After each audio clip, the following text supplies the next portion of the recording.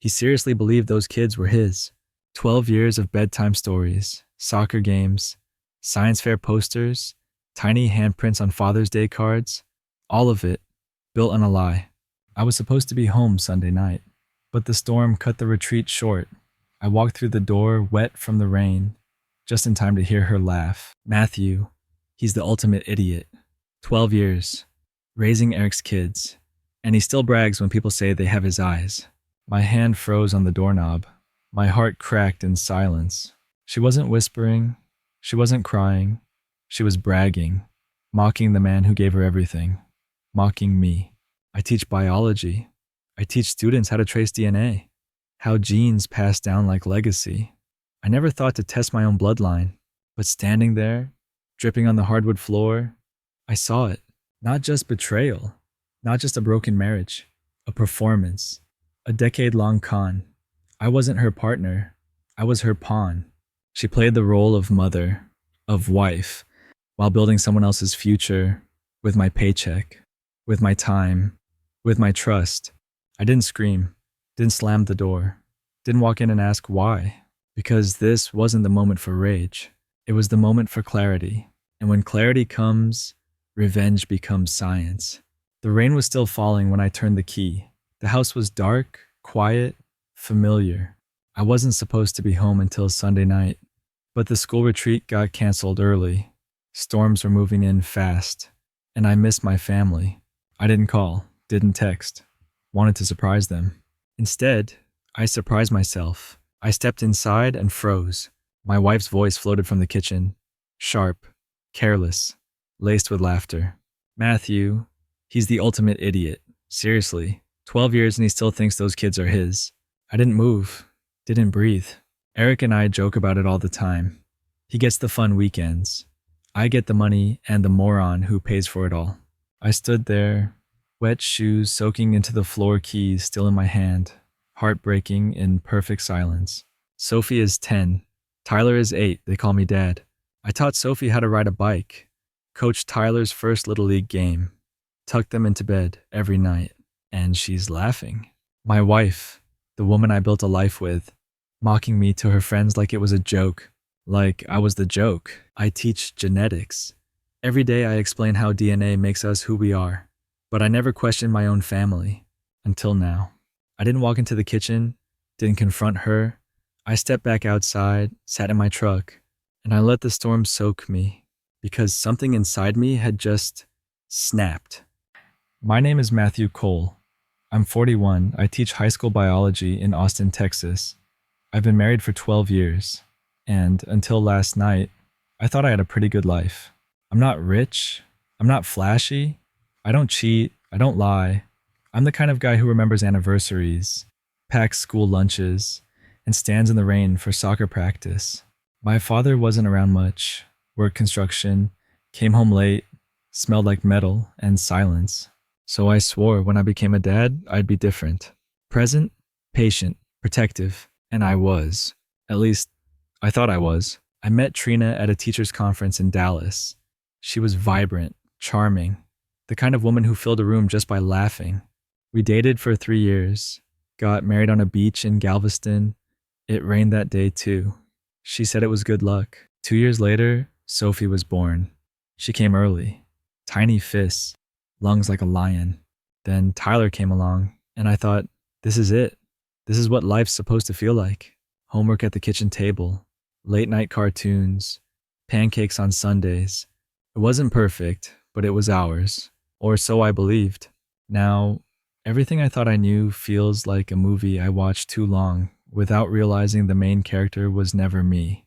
It started with little things I never questioned until everything shattered. Trina always handled the paperwork.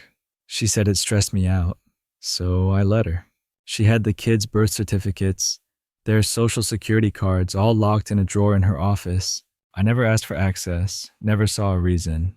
At Tyler's birth, she told me she didn't want anyone in the room, said it was personal, said she needed space. I respected that. Now, I wonder who was really in the room. Weekend trips to her sister's in San Antonio, no photos, no stories, just vague smiles and tired excuses. Doctor's appointments I wasn't needed for, parent-teacher conferences I was too busy to attend. I thought she was being considerate. Turns out she was covering her tracks. 3 years ago, she insisted we hire a contractor, Eric Sloan.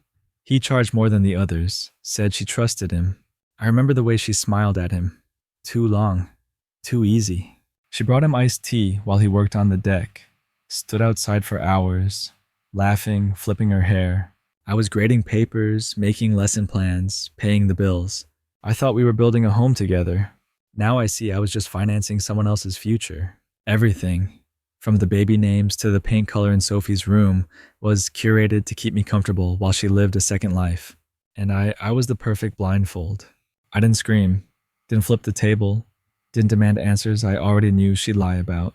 I sat in my truck and watched the rain blur my windshield and my life. That night, something inside me settled, not in defeat, in purpose. This wasn't about catching her in the act. It wasn't about confrontation. It was about control. I've always been methodical, structured, quiet, the kind of man who color codes lesson plans and keeps receipts from 5 years ago. That part of me, the planner, was about to become my greatest weapon. Step 1 proof.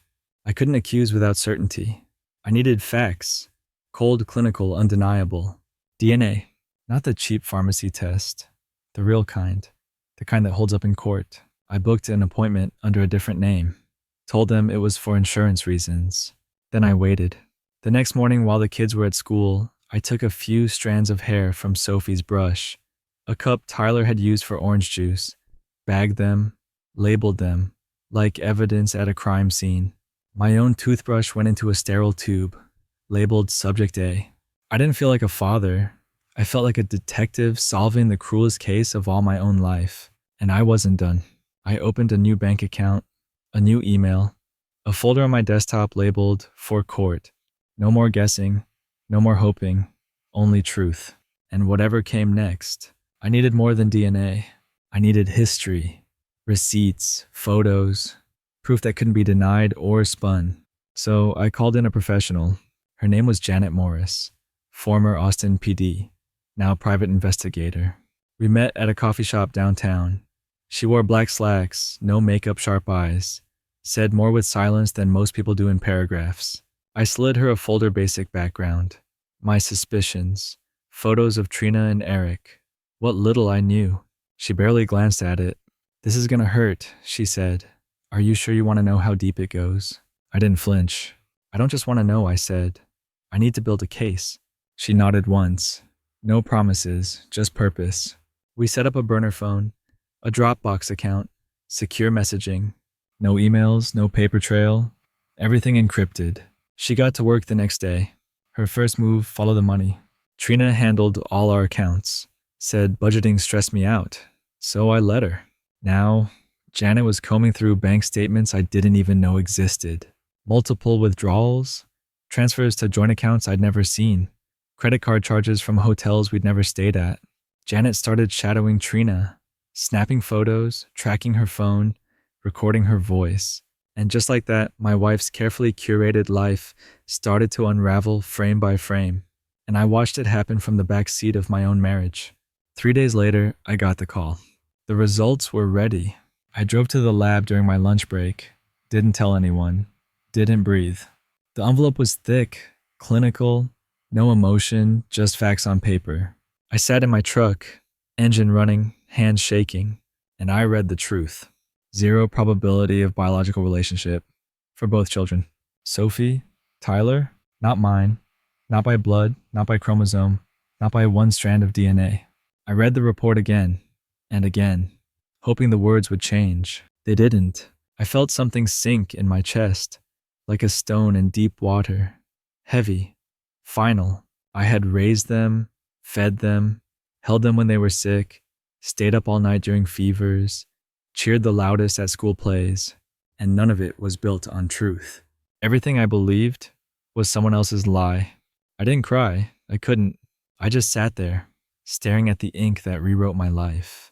I thought about Tyler's laugh, Sophie's stubborn streak, all the ways I had seen myself in them. False reflections, painted mirrors. But in that moment, one thing became clear. Biology didn't make me their father. Love did. Presence did. Sacrifice did. And now I wasn't just their dad in spirit. I was going to become their father in the eyes of the law. 'Cause I wasn't done. Not even close. That night, I didn't sleep. I sat on the edge of Sophie's bed, watched her chest rise and fall, listened to the tiny whistle in her nose when she breathed.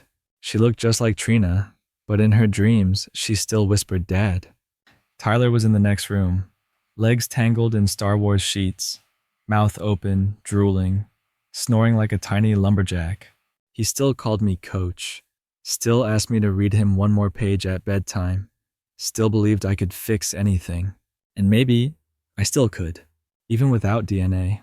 I had built their routines, packed their lunches, kissed every scraped knee, explained where the sun goes at night, helped with spelling, paid for braces.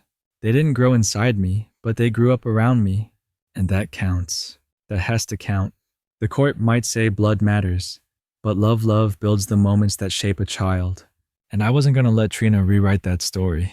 She had stolen years from me, stolen truth, stolen trust, but she wasn't going to steal them. Not these kids, not my family. So I made a vow right there in that dark hallway between their rooms. You may have lied about how they got here, but I'm the one who stayed, and I will fight for them with everything I've got. Janet called on a Wednesday. Her voice was flat, professional. It's time you saw what I've found, she said. We met at the same coffee shop, same booth, different world. She slid a flash drive across the table. No words, just wait. That night, I opened the folder, and the truth unraveled. Photo 01. Trina and Eric. A parking lot outside a Marriott. Her hand in his hand on her waist. Date stamp 2 years ago. The weekend she said she was visiting her sister. Photo 12. The same pair laughing over wine at a restaurant 30 miles from home. She was wearing the necklace I bought her for our 10th anniversary. Folder statements, bank transfers, withdrawals.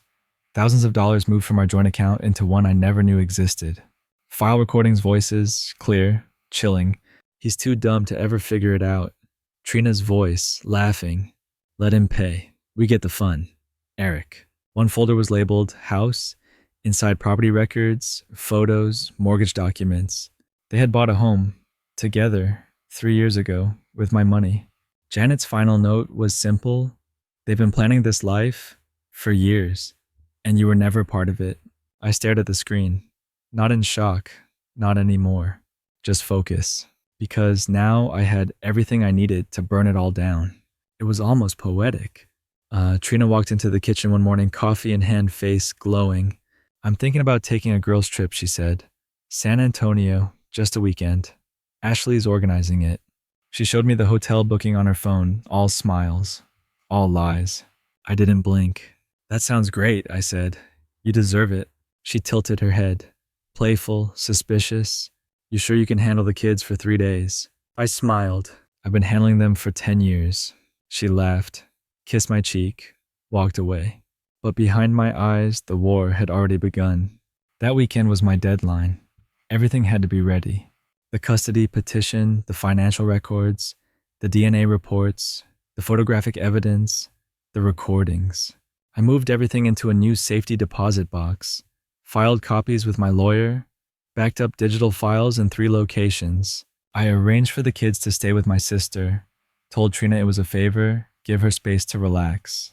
Inside, I was building a demolition plan. When Friday came, I kissed her goodbye on the porch, watched her drive off to the man she thought would replace me. She didn't know she just replaced herself. And I went inside, locked the door, and got to work. 3 weeks into the investigation, Janet knocked on my classroom door. Her face said everything. You'll want to sit down, she told me. I closed the blinds, locked the door, listened. Eric Sloan, contractor, lover, liar, was married. His wife's name Diana. They had 2 kids, a mortgage, a golden retriever, a picture-perfect suburban lie. While Trina was building a fantasy with him, he was building another one with someone else. Janet had proof. Family photos, marriage license, tax filings, real estate records. Eric hadn't just seduced my wife. He had betrayed his own. The rage came fast, then cooled just as quick. Because this was leverage. and I knew exactly what to do with it. I gave everything to my lawyer, copies of the DNA tests, photos, hotel records, bank transfers, Trina's recordings, and now Eric's double life. Catherine, my attorney, drafted a letter. Neat, professional, devastating. We sent it express to Diana Sloan. She'd open it Monday morning and find her entire marriage laid bare. I didn't do it for revenge. Not really. I did it to even the field. Because now Trina and Eric wouldn't just be exposed, they'd be surrounded. Sunday evening. Trina's car pulled into the driveway. Same perfume, same fake smile. Rolling her suitcase across the porch like nothing had changed. But inside, the world she built was gone. The house was silent. No kids, no dinner, no husband. Just one envelope waiting on the kitchen table. Unmarked, unmoving, like a verdict. She called my name. Twice. Checked the bedrooms, the living room, the backyard. Empty. She opened the envelope. Inside, DNA results, custody petition, financial fraud documentation, photos of her and Eric, printouts of her own text messages, property documents, and one handwritten letter. You called me the ultimate idiot. You laughed behind my back for 12 years. You thought I'd never figure it out, but you underestimated the one thing I've always had: time, patience, and the truth. While you were planning a new life, I was dismantling the one you thought you owned. The kids, they'll stay with me. The money, you'll pay it back. Your secret's now shared with Diana. You thought you were in control. You were wrong. Good luck explaining this. Matthew, she dropped the papers, sank into a chair. And for the first time, she wasn't the one holding the lie. She was buried under it. Monday morning, we filed everything. Divorce, full custody, financial fraud, asset protection. By noon, Trina's lawyer was calling mine panicked, unprepared, scrambling. But we weren't scrambling. We were ready. Janet's files were airtight, time-stamped, verified, chronological. Catherine, my attorney, presented them like closing arguments in a trial that had already been won. The court didn't take long. Trina tried to cry, tried to explain, said it was complicated, emotional, a gray area. The judge wasn't moved. Neither was I. We presented DNA exclusions for both children, documentation of financial deceit, evidence of long-term infidelity, her own text mocking me, the house she and Eric bought, with my money. The judge looked at her, then at me. You've been the children's father in every way that matters, he said. I see no reason to disrupt that now. Full custody granted, visitation supervised limited, assets frozen, joint house with Eric seized, back pay ordered, legal fees on her. It wasn't a victory lap. It was a quiet exhale. Not revenge, not yet. But justice, it had begun. Eric Sloan didn't see it coming. The letter landed on his doorstep Monday afternoon. Diana opened it first. Inside, photos of Trina, copies of hotel bills, bank records, mortgage agreements, paternity results, all of it. In full color, undeniable. By Tuesday, his house was half empty. His wife had left with the kids, with the dog, with the silence only betrayal can bring. She filed for divorce the next morning, named Trina in the deposition, named the children, demanded full custody, full assets, full exposure. Eric's company took the hit next. His name was in the local news, not for craftsmanship, but for character. Clients canceled, suppliers pulled out, employees resigned. The man who once strutted through my house like a goddamn shadow king was now being sued by his own wife and audited by the IRS. He moved out of Austin, back to Houston, alone. No Diana, no future with Trina, no fantasy. Just a rented apartment and a reputation in ruins. I didn't smile. Not out loud. But deep inside, I felt the balance tip. He thought I was a placeholder. He thought I'd fade. But I was the storm he never planned for. 6 months later, the noise faded. No court dates, no lawyers, no secrets left to dig up. Just quiet. Real quiet. The kind that lets you breathe again. The kids and I moved to a smaller place. Nothing fancy. 3 bedrooms, 1 backyard. Enough. I taught them how to plant tomatoes, built a treehouse out back, learned how to braid Sophie's hair, and fix Tyler's bike chain without losing my mind. Trina, she sees them twice a month. Supervised, brief. She used to show up in makeup heels, still pretending. Now she mostly just listens, doesn't smile much. I don't hate her. Not anymore. Hating her would mean she still owns space in my head. She doesn't. I never got revenge. Not the way people expect. No screaming, no breakdowns, no scenes in public. I just let the truth speak. And it did more damage than any vengeance ever could. Because truth doesn't scream. It waits. And when it shows up, it ends everything that was never real. Justice isn't loud. It's precise, final, clean. And sometimes all it takes is walking away with your children and your peace intact. Sophie still calls me dad. Tyler still yells catch before throwing a baseball way too hard in the living room. We still eat pizza on Fridays. Still argue over who gets the last slice. Some things don't need DNA. I told them the truth. Not all at once. Just enough for now. I said love isn't built in hospitals. It's built in late night fevers, spelling tests, bike rides, and bedtime stories. They listened. They didn't ask for biology. They asked, can we stay with you forever? And I said always. We started fresh. New school, new neighborhood, new rhythms. I drive them to class every morning, pack their lunches, show up to every recital, every baseball game, because showing up is what real fathers do. Trina faded. Eric vanished. But we rebuilt. One Lego tower, one science fair, one backyard barbecue at a time. I used to think family meant bloodlines, marriage vows, paperwork. Now I know better. Family means staying when it's hard, loving when it's quiet, choosing them every single day. We're not broken. We're just honest now. And honestly, that's the best kind of beginning.